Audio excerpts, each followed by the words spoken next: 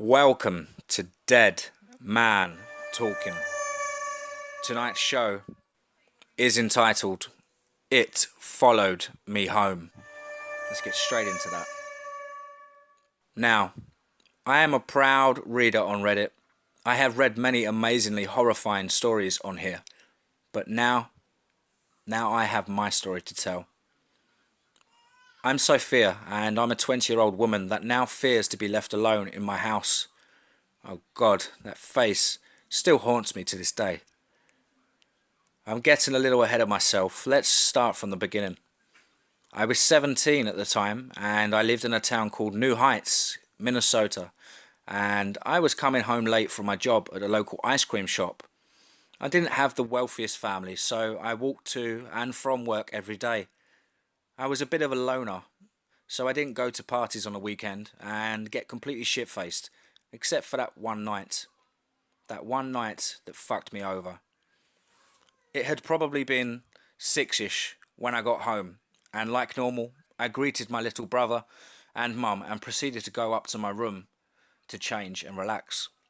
Except, this time, I got a text from this girl named Abby, who was captain of the volleyball team. We exchanged numbers a few months back because she needed help with her chem homework, which meant she just copied my paper. Hey, thanks for letting me use your chem paper that one time. You should come to my party tonight. It starts at 10. I knew I should have known better than to trust anyone at that school, but at the time I was excited to finally be seen by the populace. Around 9:30 I started getting ready, as I knew that no party started exactly at the time given in this small town. I simply wore a white dress and kept my hair straight. I didn't like using makeup as it always made me break out. I started my walk to the address that was given, and I probably reached her house around 10:45. Either way, there were only a few cars here that I thought was really weird for it being a party. In my gut, I knew to turn around and just go home would be the best option, but my naive little teen self was still too excited to finally be seen by the populace. I walked up to the biggest house on the street and knocked on the big red door. As I waited, I noticed the lights were dim and there was no music playing. I thought I'd gotten the wrong address, but this is the address she'd given me. Just as I was going to walk back home, the door swung open, scaring the shit out of me. There stood Abby. "Hey, you made it," she said happily. A little over-excessive, but I brushed it off as just a weird feeling and greeted her shyly. "Hey Abby, I hope I'm not too early." "No, you're fine. Just in time to help me actually." We walked into her house and I noticed a few of the football jocks and a few girls from the volleyball team. She guided me to the dining room table where a Ouija board lay. Now, my body is screaming to run the fuck out of there, but instead, I stood there frozen. "Abby, what kind of party is this?" I asked nervously. "Oh, are you scared or something? Stop being a little bitch and just stay to play." Her eyes became darker, and I knew I wasn't going to be able to leave without looking like a scared weak girl, so I made the biggest mistake of my life. I stayed. It was nearing 1 o'clock in the morning, and I was feeling queasy. We sat at the table forming a perfect circle.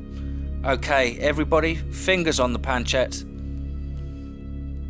They started asking it questions. I kept quiet during the whole thing, and every time it moved, I jumped a little.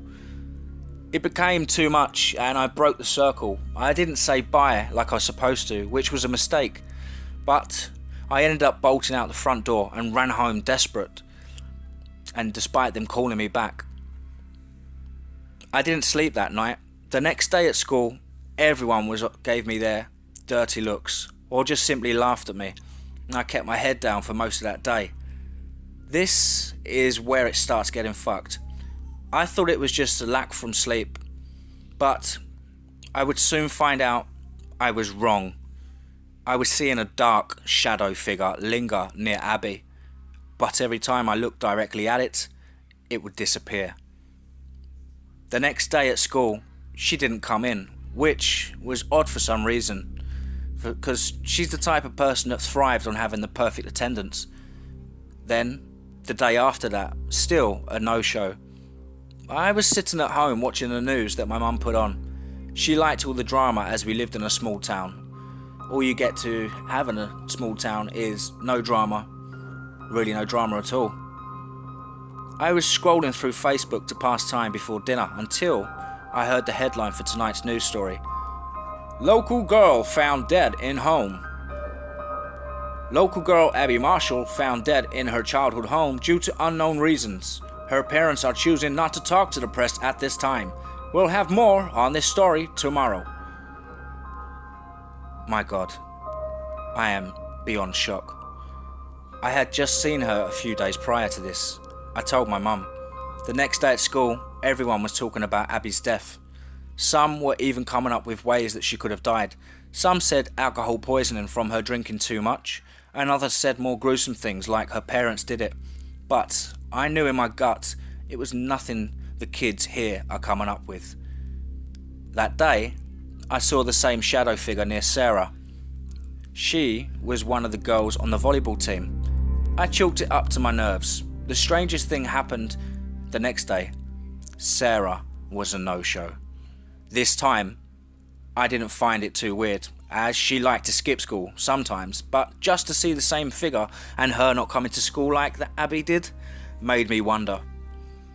Then, one by one, each kid that was there that night was dying, and each time I saw that fucked up shadow figure linger near them right before they died.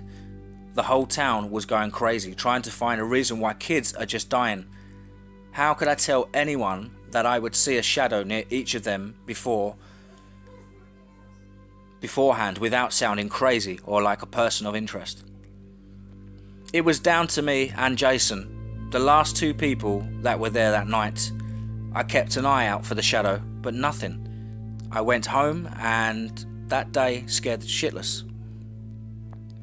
That night, I laid in bed falling asleep when I saw something move in the corner of the room. I felt the dread of death and I asked what it wanted.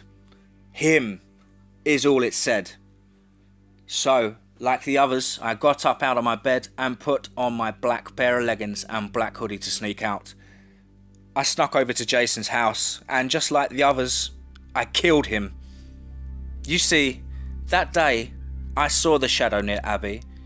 I knew I could see it, that I was the only one that could. It followed me home that day and told me if I wanted to live a normal life, I'd have to kill the others, but in order it wanted me to do so. So, one by one, each ending up on the news about their mysterious death, I didn't want to kill them.